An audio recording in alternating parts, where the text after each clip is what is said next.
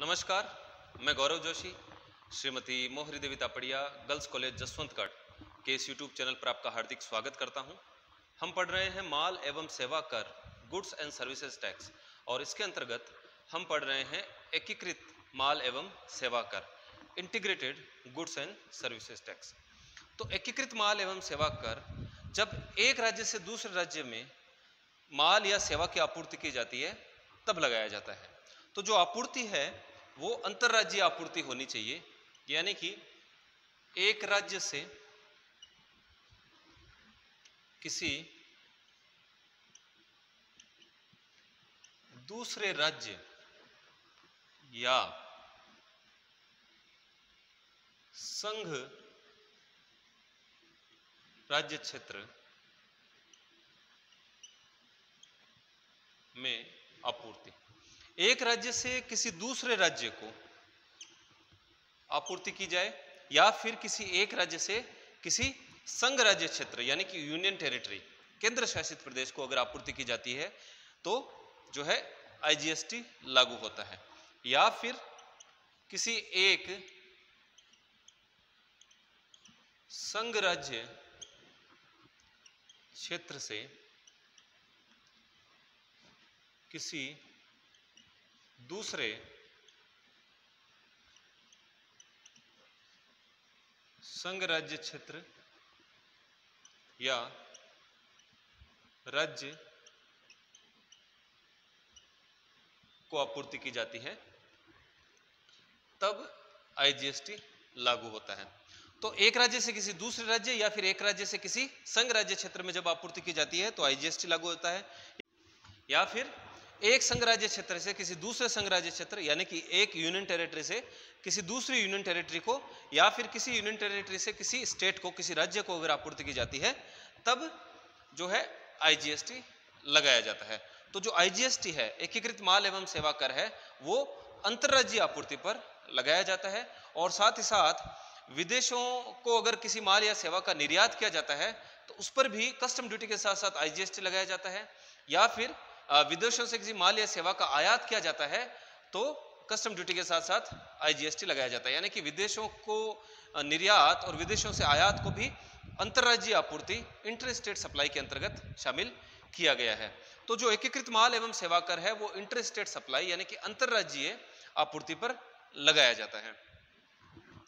माल एवं सेवा कर का उद्ग्रहण कब होता है, कब जो है दायित्व उत्पन्न होता है, कब ये लगाया जाता है, इसकी लेवी कब होती है माल एवं सेवा कर की। तो माल एवं सेवा कर का जो उद्ग्रहण है, माल एवं सेवा कर का उद्ग्रहण होगा कर योग्य घटना घटित होने पर। किसी भी कर का जो उद्ग्रहण है, किसी भी कर का जो दायित्व उत्पन्न है वो तब होता है जब वो कर योग्य घटना घटित होती है। तो माल एवं सेवा कर का उद्ग्रहण कर योग्य घटना घटित होने पर होगा। और कर योग्य घटना माल एवं सेवा कर कानून के अंतर्गत कर योग्य घटना है माल या सेवा या दोनों की आपूर्ति। तो एकीकृत माल एवं सेवा कर का उद्ग्रहण कर योग्य घटना के घटित होने पर होता है। और माल एवं सेवा कर कानून के अंतर्गत कर योग्य घटना है माल या सेवा या दोनों की आपूर्ति।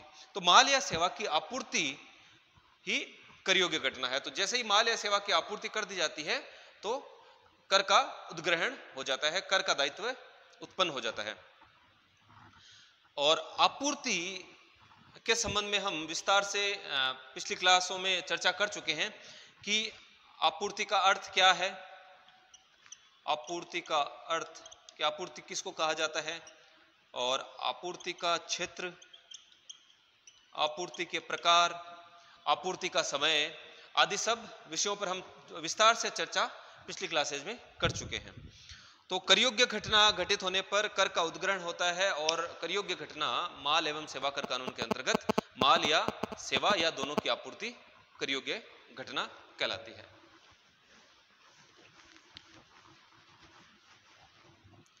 तो माल एकीकृत कर का उद्ग्रहण के संबंध में कुछ बातें जाननी आवश्यक है कि जो एकीकृत कर मानव उपभोग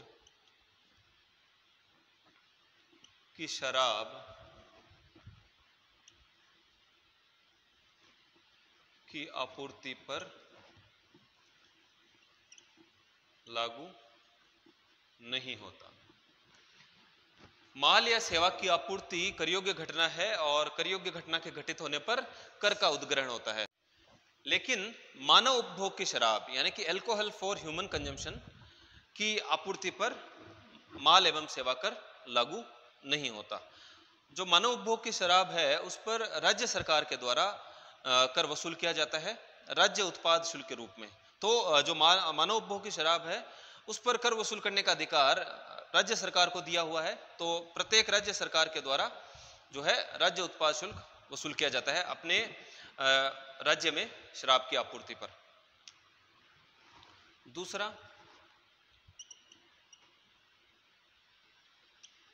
पांच पेट्रोलियम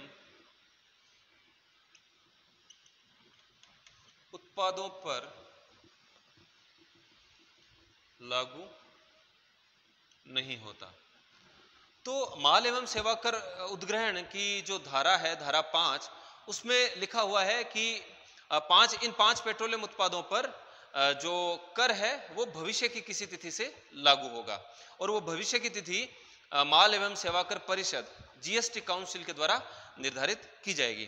तो अभी जो है 5 पेट्रोलियम उत्पादों पर एकीकृत कर लागू नहीं होता।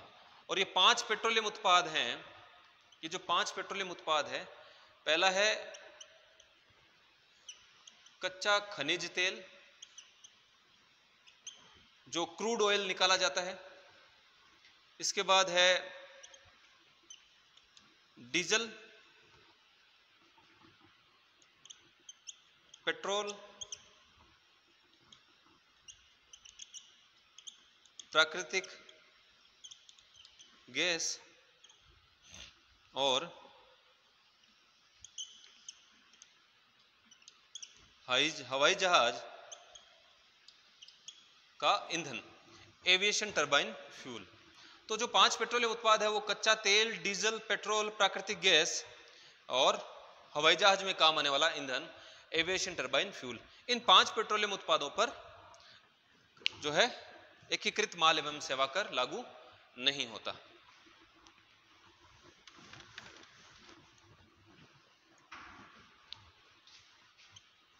तीसरा है माल एवं सेवा की आपूर्ति पर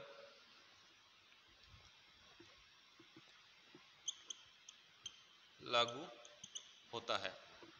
तो जो एकीकृत माल एवं सेवा कर है वो केवल माल एवं सेवा की आपूर्ति पर ही लागू होता है। तो जो वस्तुएं या जो सेवाएं माल या सेवा की परिभाषा में शामिल नहीं होती उन पर ये कर, उनकी आपूर्ति पर यह कर लागू नहीं होता। उदाहरण के लिए जैसे प्रतिभूतियां हैं, सिक्योरिटीज, तो प्रतिभूतियां माल की परिभाषा में शामिल नहीं होती। तो अगर प्रतिभूतियों का क्रय विक्रय किया जाता है यानी कि अंशों का, ऋण पत्रों का, इनका क्रय विक्रय किया जाता है तो इनके क्रय विक्रय पर माल एवं सेवा कर लागू नहीं होता। तो जो वस्तुएं माल या सेवा की परिभाषा में नहीं आती हैं उन पर जो एकीकृत माल एवं सेवा कर लागू नहीं होता, इसका उद्ग्रहण नहीं होता। इसके बाद है अंतरराज्यीय आपूर्ति पर लागू होता है। ये हम पहले ही डिस्कस कर चुके हैं कि माल जो एकीकृत माल एवं सेवा कर है वो इंटरस्टेट सप्लाई, अंतरराज्यीय आपूर्ति पर ही लागू होता है। माल एवं जो एकीकृत माल एवं सेवा कर है इसके अंतर्गत जो कर की दरें हैं, कर की दरें सरकार द्वारा अधिसूचित की जाती है। यानी कि सरकार अपने मनमाने ढंग से कर लगा नहीं सकती, कर की दरें निर्धारित नहीं कर सकती। जो माल एवं सेवा कर परिषद है, जीएसटी काउंसिल है, उसकी सिफारिश पर फिर केंद्र सरकार द्वारा वस्तुओं या सेवाओं की आपूर्ति पर कर की दरें निर्धारित की जाती हैं। तो अभी जो वर्तमान में जो कर की दरें हैं, मुख्य जो दरें हैं वो हैं 0%, 5%, 12%, 18% और 28%। तो जीएसटी के अंतर्गत जो कर की मुख्य दरें हैं वो 0%, 5%, 12%, 18% और 28% है। और अधिनियम में लिखा हुआ है कि जो माल एवं सेवा कर की जो अधिकतम दर है वो 40% से अधिक नहीं हो सकती। तो किसी भी माल या सेवा की आपूर्ति पर अधिकतम 40% से ज्यादा कर नहीं लगाया जा सकता माल एवं सेवा कर कानून के अंतर्गत। और अभी वर्तमान में जो अधिकतम दर है माल एवं सेवा कर पर की आपूर्ति पर वो है 28%। 28% कुछ विलासिता की वस्तुओं पर या कुछ हानिकारक वस्तुओं पर 28% की दर निर्धारित की गई है माल एवं सेवा कर कानून के अंतर्गत। माल एवं सेवा कर, माल एवं सेवा कर का भुगतान यानी कि कर का भुगतान कर योग्य व्यक्ति द्वारा किया जाएगा। कर योग्य व्यक्ति द्वारा ही कर का भुगतान किया जाएगा। और कर योग्य व्यक्ति से यहां तात्पर्य है पंजीकृत व्यक्ति से, जिसने रजिस्ट्रेशन करवा रखा है जीएसटी के अंतर्गत, वही कर का भुगतान करने के लिए दायी होता है।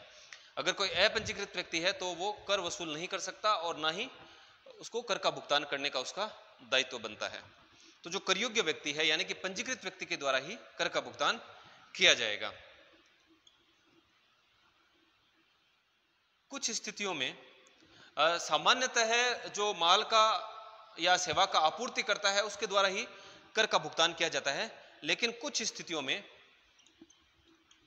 जब किन्हीं माल और सेवाओं को अधिसूचित कर दिया जाए, अधिसूचित माल एवं सेवाओं के प्राप्तकर्ता द्वारा कर का भुगतान किया जाएगा। सामान्यतः आपूर्तिकर्ता के द्वारा कर का भुगतान किया जाता है, लेकिन कुछ वस्तुओं को और सेवाओं को अधिसूचित कर दिया जाए अगर सरकार के द्वारा, तो कुछ माल और सेवाएं अधिसूचित की हुई है केंद्र सरकार के द्वारा, तो इन माल एवं सेवाओं के आपूर्तिकर्ता के स्थान पर प्राप्तकर्ता को कर का भुगतान करना पड़ेगा। इसके बाद है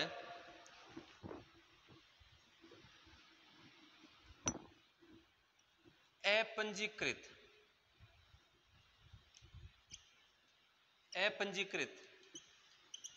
व्यक्ति से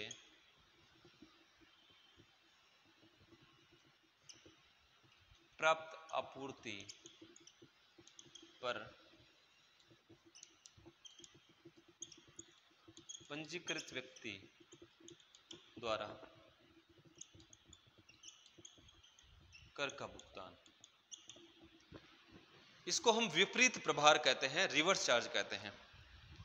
ये जो प्राप्तकर्ता द्वारा कर का भुगतान किया जाता है उसको रिवर्स चार्ज यानी कि विपरीत प्रभार कहा जाता है। सामान्यतः आपूर्तिकर्ता द्वारा कर का भुगतान किया जाता है, लेकिन विपरीत प्रभार के अंतर्गत प्रभार जो है वो प्राप्तकर्ता पर आ जाता है, कर का भार आ जाता है। तो अगर अधिसूचित, अगर सरकार ने कुछ माल और सेवाओं को अधिसूचित कर दिया हो कि इन माल और सेवाओं की आपूर्ति पर जो आपूर्ति का प्राप्त करता है उसको कर का भुगतान करना होगा, तो ऐसी स्थिति में एकीकृत कर का भुगतान आपूर्तिकर्ता के स्थान पर प्राप्तकर्ता के द्वारा किया जाएगा। तो विपरीत प्रभार के अंतर्गत ऐसी माल और सेवाओं की आपूर्ति को अधिसूचित किया गया है जिनकी आपूर्ति ऐसे व्यक्तियों के द्वारा की जाती है जिनको कर का ज्ञान नहीं है, जिनके पास तकनीकी सुविधाओं का अभाव है। जैसे उदाहरण के लिए अगर कोई वस्तु किसानों के द्वारा उत्पादित की जाती है और किसान उस माल की आपूर्ति करता है, तो ऐसी स्थिति में किसान के द्वारा कर का भुगतान नहीं किया जाएगा। उसके बदले जो उस वस्तु का प्राप्त करता है, प्राप्तकर्ता के द्वारा विपरीत प्रभार के अंतर्गत एकीकृत कर का भुगतान किया जाएगा। अपंजीकृत व्यक्ति से प्राप्त आपूर्ति पर पंजीकृत व्यक्ति द्वारा कर का भुगतान। तो हम पहले डिस्कस कर चुके हैं कि जो कर का भुगतान है वो कर योग्य व्यक्ति द्वारा किया जाएगा। तो अगर अपंजीकृत व्यक्ति पंजीकृत व्यक्ति को कोई आपूर्ति देता है, तो ऐसी स्थिति में ऐसी आपूर्ति पर जो प्राप्त करता है, प्राप्तकर्ता पंजीकृत व्यक्ति द्वारा कर का भुगतान किया जाएगा विपरीत प्रभार के अंतर्गत। लेकिन पहले ऐसा था कि अपंजीकृत व्यक्ति के द्वारा प्राप्त सभी प्रकार की आपूर्तियों पर प्राप्तकर्ता जो कि पंजीकृत व्यक्ति है उसके द्वारा कर का भुगतान किया जाएगा। लेकिन बाद में इसको इसमें सुधार करके इसमें थोड़ा परिवर्तन कर दिया गया और विपरीत प्रभार के अंतर्गत कुछ पंजीकृत व्यक्तियों को अधिसूचित कर दिया गया।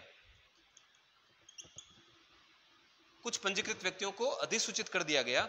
अगर कोई पंजीकृत व्यक्ति अपंजीकृत व्यक्ति से आपूर्ति प्राप्त करता है, तो ऐसे पंजीकृत व्यक्तियों को अधिसूचित किया हुआ है कि जो अधिसूचित पंजीकृत व्यक्ति है वे ही केवल अपंजीकृत व्यक्ति से प्राप्त आपूर्ति पर रिवर्स चार्ज के अंतर्गत कर का भुगतान करेंगे। तो अधिसूचित पंजीकृत व्यक्ति द्वारा अपंजीकृत व्यक्ति से निर्दिष्ट माल एवं सेवा की आपूर्ति पर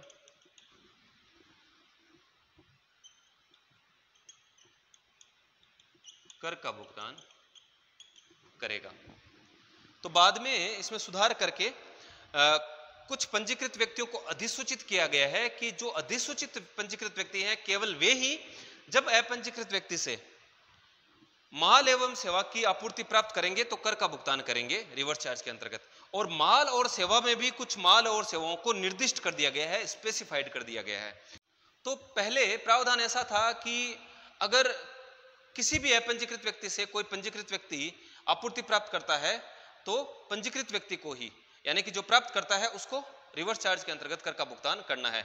लेकिन उसमें सुधार करके परिवर्तन करके अब पंजीकृत व्यक्तियों को अधिसूचित कर दिया गया है कि केवल वे ही पंजीकृत व्यक्ति जिनको अधिसूचित किया गया है वे अगर अपंजीकृत व्यक्ति से निर्दिष्ट माल और सेवा, और माल और सेवाओं को भी निर्दिष्ट कर दिया गया है, स्पेसिफाइड कर दिया गया है कि कुछ स्पेसिफाइड माल एवं सेवाओं की आपूर्ति प्राप्त करता है तभी उसको रिवर्स चार्ज के अंतर्गत कर का भुगतान करना है।